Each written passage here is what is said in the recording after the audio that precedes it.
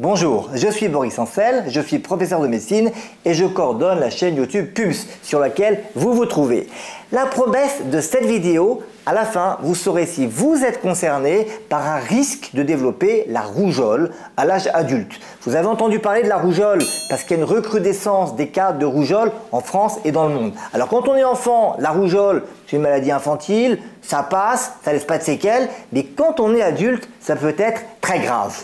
Et il y a des cas où même avec un souvenir de vaccination, on est à risque de développer une rougeole. Ça, on va le voir en détail avec un spécialiste du collège de PUMS, le professeur Jade Ghosn. Avant d'aller plus loin, je vous rappelle que PUMS, c'est une chaîne totalement indépendante de l'industrie pharmaceutique et agroalimentaire.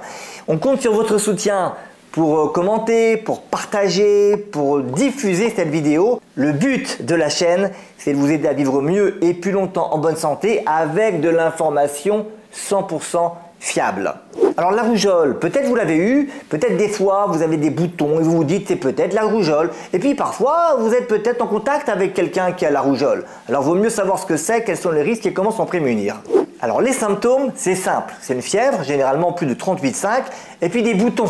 Des boutons qui diffusent sur l'ensemble du corps. Des boutons comme ça, qui sont roses, plats ou légèrement surélevés. Ça gratte énormément et puis ça peut s'associer à une conjonctivite avec l'œil rouge qui coule, avec une rhinite, en clair, on est enrhumé. On va voir si vous êtes concerné par le risque de faire une rougeole grave avec le professeur Jade Ghosn. Bonjour Jade. Bonjour Boris, merci de l'invitation. Qui est spécialiste de la vaccination, notamment à Bichat, hôpital Bichat, où il dirige le centre de vaccination international. Alors, question simple, si on a été vacciné, est-ce qu'on risque quand même de développer la rougeole? Ce qu'il faut savoir, Boris, c'est qu'il y a un vaccin qui existe qui est très efficace, à condition d'avoir fait 2 doses du vaccin. Donc ce qu'on voit actuellement, c'est soit les personnes qui ont la rougeole, c'est des personnes qui n'ont pas du tout été vaccinées, ou des personnes qui ont été vaccinées mais qui n'ont eu qu'une seule dose. Alors une seule dose protège un peu, mais elle ne protège pas pendant 30, 40, 50 ans. Et c'est vrai que quand on arrive à l'âge adulte, plutôt vers la quarantaine, qu'on n'a eu qu'une seule dose, le taux d'anticorps qu'on a peut ne plus être suffisant pour nous protéger.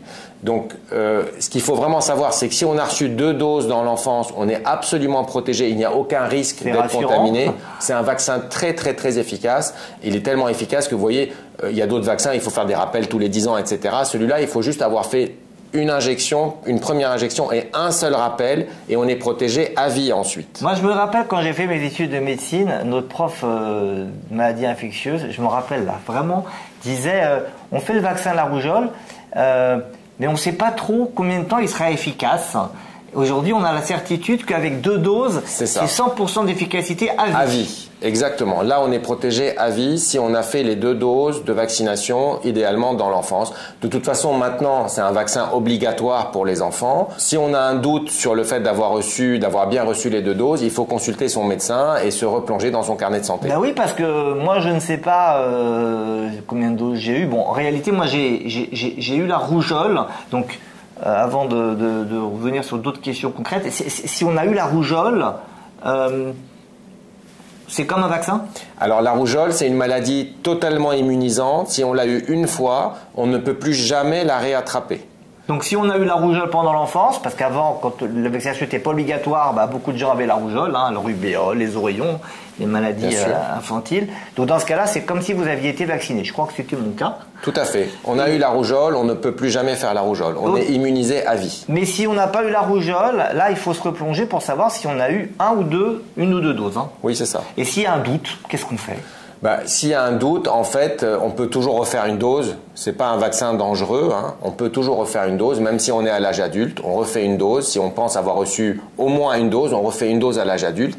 Et après, on peut mesurer les anticorps dans le sang pour voir si jamais on a bien répondu au vaccin ou pas. L'autre chose qu'il faut savoir, c'est que si on est en contact avec quelqu'un qui a eu la rougeole, dans les 5 jours qui suivent, on peut se faire vacciner si on n'a pas eu une vaccination complète. Pour d'autres maladies, le Covid, souvent on dit que c'est trop tard quand on a été en contact. Là, le vaccin il va être efficace rapidement.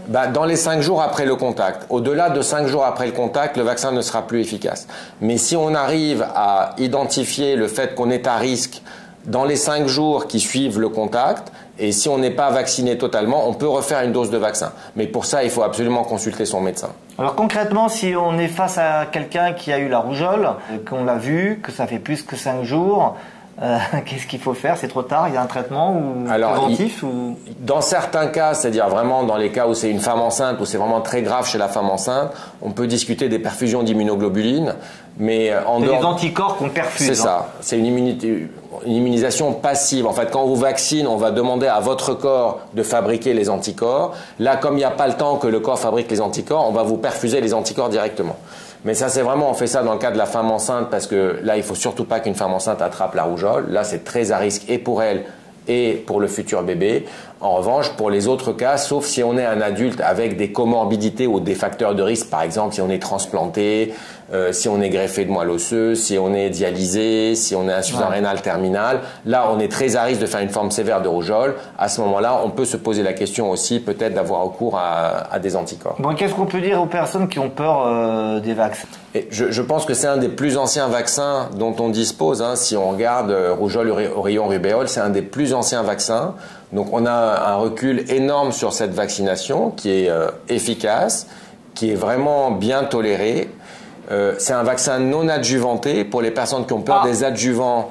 Comme c'est un vaccin vivant, qu'il est très immunisant et 2 doses suffisent et il n'y a pas d'adjuvant dedans, donc il n'y a pas d'aluminium, il n'y a pas d'autres particules dont on pourrait avoir peur, qui ne font pas peur, hein, il ne faut pas en avoir peur, mais pour les personnes qui en ont peur, en tout cas dans ce vaccin, il n'y a pas d'adjuvant. C'est un vaccin efficace, très bien supporté, donc il n'y a aucune raison d'avoir des craintes par rapport à ce vaccin. Donc concrètement, renseignez-vous, vérifiez que vous avez été vacciné ou que vous avez eu la rougeole, vérifiez que vous avez eu les 2 injections. Moi j'ai appris parce que je ne savais pas. Merci beaucoup et si c'est le cas, vous ne risquez rien. Et si ce n'est pas le cas, il est temps de vous faire vacciner. N'hésitez pas à commenter, à partager, à diffuser ces informations fiables. Hein, je vous rappelle, c'est le but de PUMS. C'est de vous fournir des informations fiables pour vous aider à vivre mieux et plus longtemps en bonne santé. Merci beaucoup.